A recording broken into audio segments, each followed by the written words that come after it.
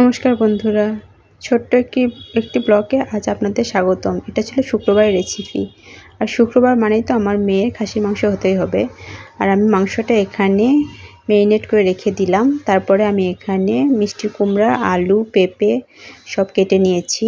আর কড়াইতে তেল গরম দিয়ে দিয়েছি। তার মধ্যে ফোড়ন দিয়ে দিলাম সাদা এলাচ, কালো এলাচ, দারচিনি, তেজপাতা, জিরে।